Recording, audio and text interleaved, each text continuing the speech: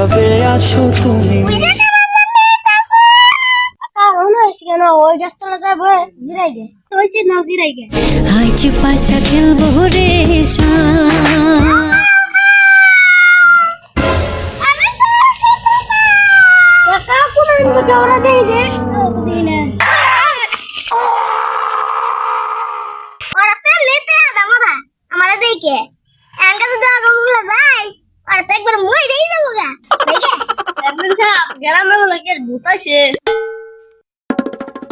এই তো শুনলাম নসে যাই দেখি গে